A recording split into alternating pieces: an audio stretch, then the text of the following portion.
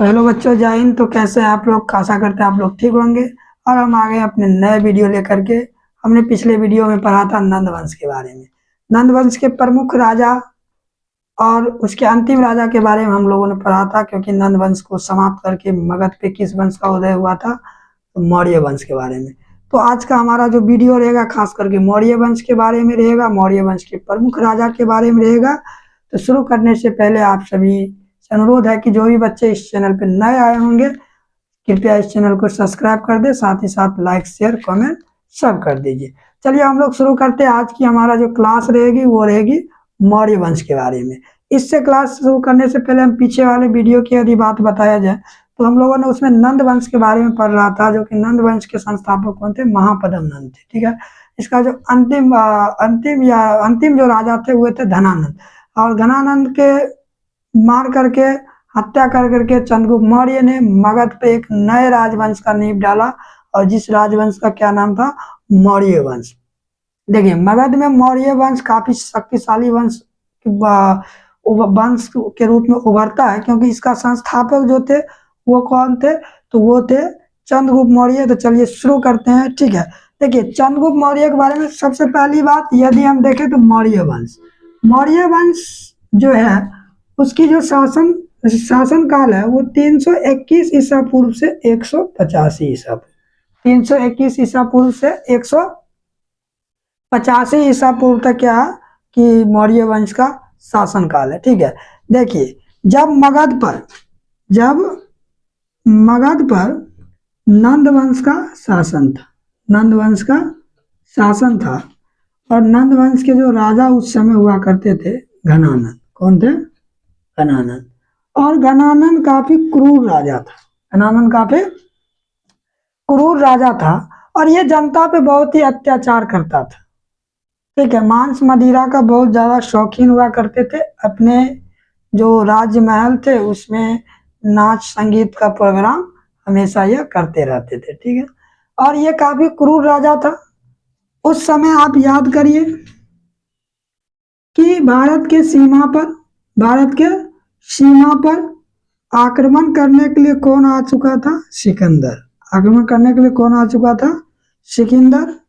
और यही बात बताने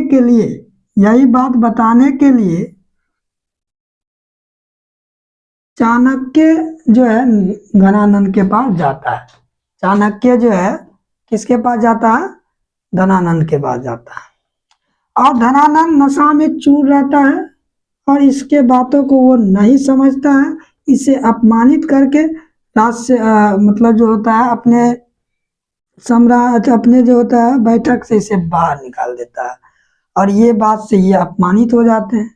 अपमानित होने के दौरान जब वापस ये अपने कुटिया में जाता रहता है तो इन्होंने एक बच्चे 12-13 साल के एक बच्चे को देखा, जो कि दो बटोही जा रहे थे जंगल में, और जंगल जाने के दौरान वो उसके जो था डाकू सब जो है उस बटोहियों को सामान छीनने का कोशिश कर रहा था।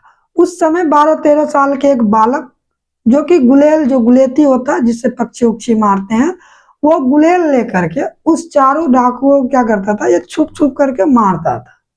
और यही चीज चाणक्य जो होता है उस बच्चा में खड़ा होकर देखता है कि इस बच्चा में दूसरे को बचाने के प्रति कितना मतलब सोच है, कितना समझ है। और उन्होंने उसी समय चुन लेता है कि क्यों ना इसे ही शिक्षित करके सारा कुछ विद्या दे करके इसे मगध का राजा बनाए और धनानंद को हटाए। फिर आगे चल करके यही बालक चंद्रगुप्त मौर्य के रूप में जाना जाता है। और आगे चल के अखंड भारत का क्या करता है? ये निर्माण करता है अपने गुरु चाणक्य की सहायता। तो हम लोगों का ये जो पीछे का जो हम लोग बात बोले, क्यों? क्योंकि धनानंद को मार करके क्या किया? चंद्रगुप्त मौर्य ने मौर्य वंश की स्थापना की। तो सबसे पहले बात, मौर्य वंश की जो जानकारी का स्रोत है वो अर्थशास्त्र, मुद्रा राक्षस, विष्णु पुराण और इंडिका, ये जो पुस्तक है इससे हमें क्या होती है? अर्थशास्त्र का, अरे मौर्य वंश का जानकारी मिलता है, मौर्य वंश का जानकारी मिलता है। अर्थशास्त्र किसका है? चाणक्य का, इसी का नाम है विष्णुगुप्त, इसी का नाम है कौटिल्य, 3 नाम है तो कंफ्यूज नहीं होना।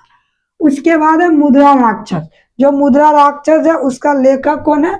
विशाखदत्त। मुद्रा राक्षस के लेखक कौन है बच्चे? विशाखदत्त। उसके बाद विष्णु पुराण हो गया, इससे भी क्या होती है? मौर्य वंश की जानकारी मिलती है।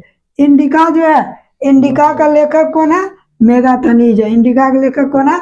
मेगास्थनीज है। इसके बारे में आगे पढ़ेंगे, ठीक है। तो ये हमारे मौर्य वंश के क्या थे? जानकारी का स्रोत था, जानकारी का स्रोत था। तो हम लोग चंद्रगुप्त मौर्य के बारे में हम लोग क्या करेंगे? पढ़ेंगे। तो चलिए, मौर्य वंश के प्रमुख शासक में से एक हुआ करते थे चंद्रगुप्त मौर्य। चंद्रगुप्त मौर्य का जो समय था वो 321 ईसा पूर्व से 297 ईसा पूर्व। उन्होंने मगध पे जो शासन किया था 321 ईसा पूर्व से लेकर के 297 ईसा पूर्व तक उन्होंने मगध पे क्या किया था? शासन किया था। मगध पे शासन किया था कौन? चंद्रगुप्त मौर्य ने। चंद्रगुप्त मौर्य शासन किया था क्योंकि इन्होंने नंद वंश, क्योंकि हमने आपको पहले भी यहाँ समझाया है, इन्होंने नंद वंश को विनाश कर चंद्रगुप्त मौर्य ने मगध पर क्या किया कि मौर्य वंश का स्थापना किया। तो मौर्य वंश के संस्थापक कौन थे? चंद्रगुप्त मौर्य थे। चंद्रगुप्त मौर्य ने यूनानी शासक सेल्यूकस निकेटर, यूनानी शासक सेल्यूकस निकेटर के साथ क्या हुआ? युद्ध हुआ। और युद्ध होने के दौरान, ठीक है, इससे युद्ध हुआ। आप देखिए यहाँ आइए, जब सिकंदर 326 ईसा पूर्व 326 ईसा पूर्व मगध पर आक्रमण करने के लिए आता है और ये ब्यास नदी के कारण आक्रमण नहीं करता और वापस सिकंदर जब चले जाता है अपने गांव यूनान और अपने शहर चले जाता है, अपने सम्राट चले जाता है, और इसके साथ जो इसका सेनापति होता है वो सेल्यूकस निकेटर होता है। वो कौन होता है? सेल्यूकस निकेटर होता है। और सेल्यूकस निकेटर पुनः आता है मगध पर आक्रमण करने के लिए। क्यों? क्योंकि इससे लगता है कि मगध पे नंद वंश का ही शासन होगा, बकलोल जो था धनानंद उसी का शासन होगा और इसको हम क्या करेंगे? हरा देंगे। लेकिन इसको दाव उल्टा पड़ जाता है। क्यों पड़ जाता है? क्योंकि मगध पे तब तक नंद वंश नहीं मौर्य वंश का उदय हो जाता है, तब तक मौर्य वंश का उदय हो जाता है। और जिस कारण से क्या होता है? इसका दाव उल्टा पड़ जाता है, क्योंकि मौर्य वंश का जो राजा थे चंद्रगुप्त मौर्य, उसका सामना किससे होता है? सेल्यूकस निकेटर से होता है। और सेल्यूकस निकेटर क्या होता है? हार जाता है। सेल्यूकस निकेटर क्या होता है? हार जाता है। और हारने के दौरान दोनों के बीच संधि होती है और इसी संधि के फलस्वरूप अपनी पुत्री हेलेना का विवाह, अपनी पुत्री हेलेना का विवाह चंद्रगुप्त से करा देता है। हेलेना का विवाह किससे करा देता है? चंद्रगुप्त मौर्य से करवा देता है। यहाँ तक बातों की क्लियर हुई, ठीक है। उसके बाद सेल्यूकस निकेटर जो कि राजा होते हैं यूनान का, सेल्यूकस निकेटर जो है, इन्होंने अपने राजदूत मेगास्थनीज को, राजदूत अपने मेगास्थनीज को चंद्रगुप्त मौर्य के दरबार में भेजा, चंद्रगुप्त मौर्य के दरबार में भेजा था, ठीक है। और जो 305 ईसा पूर्व से लेकर के 298 ईसा पूर्व तक क्या किया था? चंद्रगुप्त के दरबार में रहा था। कौन? तो मेगास्थनीज। मेगास्थनीज कहाँ का था? यूनान का था, ठीक है। वो कौन था? तो सेल्यूकस निकेटर का सेनापति था, ठीक है। चंद्रगुप्त मौर्य ने अखंड भारत का निर्माण किया, इसीलिए अखंड भारत का निर्माता किसे कहा जाता है? चंद्रगुप्त मौर्य को कहा जाता है। यह अखंड भारत का निर्माण किया था, ठीक है। देखिए, उसके बाद जब अंतिम समय आता है, जैन मुनि भद्रबाहु, जैन मुनि भद्रबाहु से चंद्रगुप्त मौर्य जैन धर्म की दीक्षा ली, यानी कि चंद्रगुप्त मौर्य जो थे जैन धर्म की दीक्षा ली। और इन्हीं के समय दीक्षा ली, और जो था दीक्षा ली एवं 298 ईसा पूर्व, 298 ईसा पूर्व श्रवण बेलगोला, ये जगह का नाम है बच्चे, श्रवण बेलगोला, जो कि मैसूर कर्नाटक में पड़ता है, मैसूर कर्नाटक में पड़ता है। इन्होंने जैन मुनि भद्रबाहु से जैन धर्म की दीक्षा ली और 298 ईसा पूर्व श्रवण बेलगोला मैसूर जाकर के संलेखन, क्या है? संलेखन, जो कि उपवास होता है, संलेखन विधि के द्वारा इन्होंने क्या किया? शरीर को त्याग दिया। यानी कि चंद्रगुप्त मौर्य की मृत्यु कब हुई?